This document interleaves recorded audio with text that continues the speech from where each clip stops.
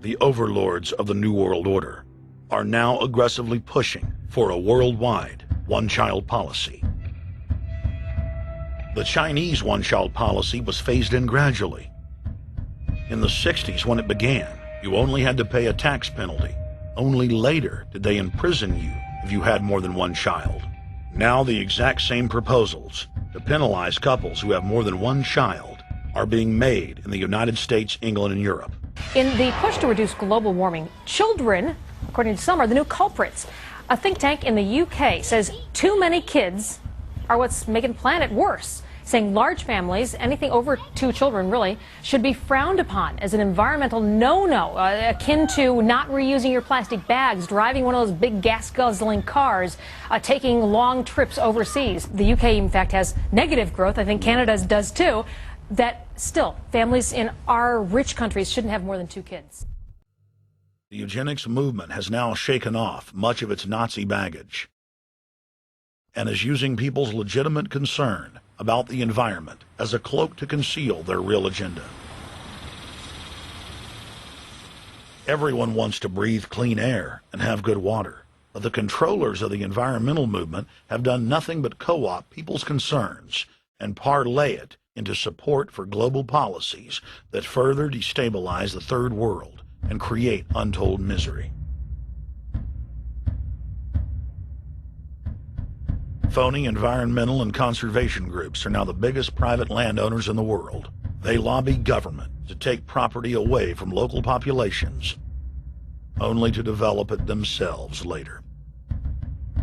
When the U.S. military dumps millions of gallons of nerve gas on the east coast of the U.S., they don't say a word. The corporate elite of the planet intensified their push for a global taxation system with a year-long build-up to the Live Earth hysteria held on July 7th, 2007 on 7 continents. World leaders announced that saving the Earth was the new organizing principle for humanity and hailed it as the planet's new religion.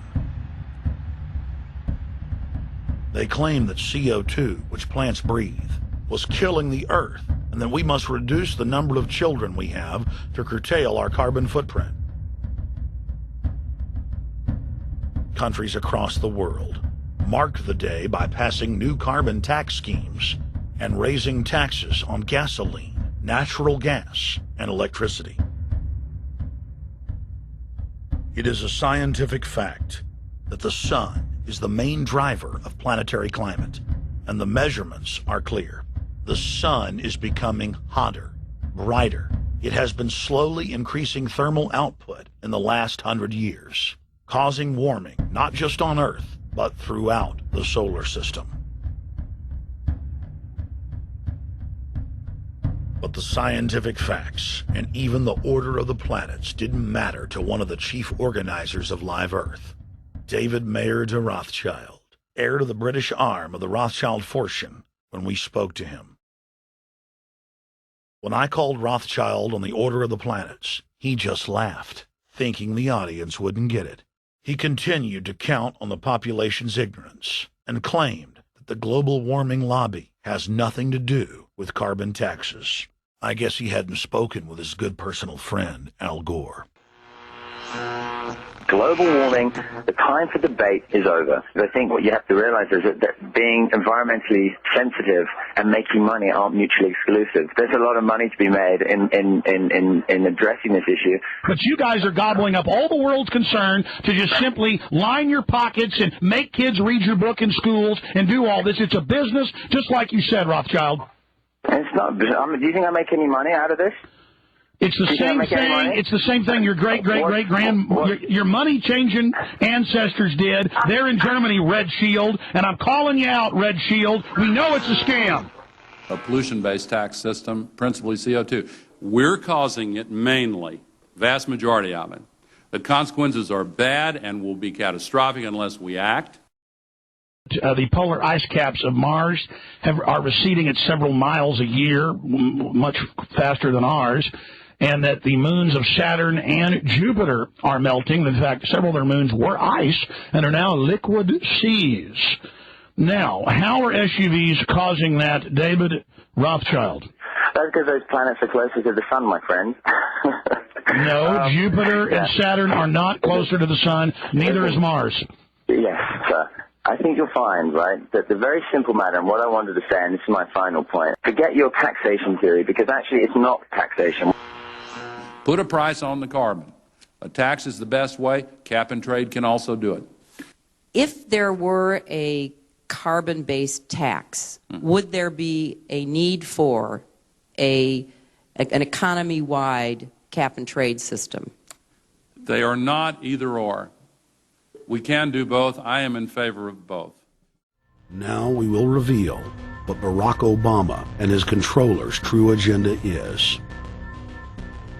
Number 1. Bring the United States under the complete regulatory control of a private offshore superbank known as the Bank of the World. More than 100 new taxes are now being developed under the umbrella of curbing greenhouse gases. The new taxes will be paid directly to the private bank consortium. At the producer level, taxes will be paid on farm animals' flatulence. At the consumer level, there will be carbon taxes on all forms of meat, beef, poultry, pork, and fish. All cars will be fitted with satellite tracking boxes that will tax driving by the mile. And an added tax will be placed on all fossil fuels, including motor oil and natural gas. All plastic products will have a carbon tax added. Outdoor space heaters and fireplaces are to be taxed. All electricity produced by coal-powered plants will be taxed. Under the cap and trade system, citizens will be forced to pay taxes on thousands of products to private cap and trade services owned by Al Gore and other elitists. There will be taxes on light bulbs, water, trash pickup, air travel, train travel, bus, ship, medicine, steel production, mining, clothing, laundry, asphalt are just a few of the new taxes to be levied.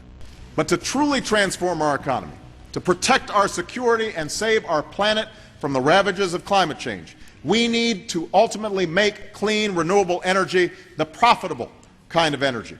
So I ask this Congress to send me legislation that places a market-based cap on carbon pollution and drives the production of more renewable energy in America. That's what we need. The notion of anthropogenic global warming is a fraud. In other words, the idea that the planet is getting warmer and that human activity is somehow responsible is a pseudo-scientific fraud. It's a big lie. It's a monstrosity. Remember the Nazis, they had race science, race hygiene. They said Aryan blood is different from any other kind of blood. This was, of course, idiocy, a fantastic piece of nonsense. Today, we got something similar.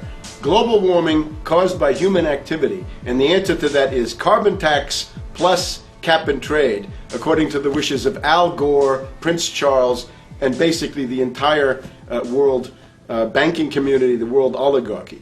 What they're trying to do with that is to perpetuate the current system where bankers rule the world, financiers rule the world, and the rest of us get the crumbs from the table. Let's go to Jim in West Virginia. Jim, you're online. Oh, yeah. Jason, you've heard about people getting fined thousands of dollars a day and run out of their home, correct? Yes. Yes, it's happened thousands of times just in Texas and New York. Would you like to know the name of the code they use to do this? Let's hear it. Okay, on paper, it's a $21 trillion scam. It's the International Property Theft Code, and it's labeled the International Property Maintenance Code. Worse than NAIS, ecology easements, and eminent domain combined. Now, let me just stop you here. Now, this looks like something that they're going to do through this latest climate bill that they put into place. They're going to say that now they need to go into your home and make sure it's energy efficient, and if you can't make your home energy efficient, they're going to start fining you, and then if you can't pay those fines, they're going to just take your home. And they're already doing this? Jason, it's been in plain sight since 2000. You can exquick it, okay? Now, it isn't a legitimate law passed by a legislature and signed into law. It's a code that a jurisdiction can just adopt and enforces it as if it's legitimate. Do you want a 2-minute synopsis of it? Yes, please. Okay, the code official is the sole interpreter. Forget due process. Every day that a violation occurs is a mandatory misdemeanor, jailable and finable. Anything the code official says is not in good working order, $555 a day and or a month in jail in Charleston, West Virginia. Numbers vary with jurisdiction. jurisdiction. Do you want examples of not in good working order? Yes. Sticky window, loose window, dented gutter, plugged gutter. Anything he says is an unsanitary condition. Examples: puddles, dog droppings, empty cans on your property. Same deal, $555 and or a month in jail. And Charles, West Virginia is slithering across the nation. And what other? Do you know any other counties or regions that have I'll tell you how adopted to find this?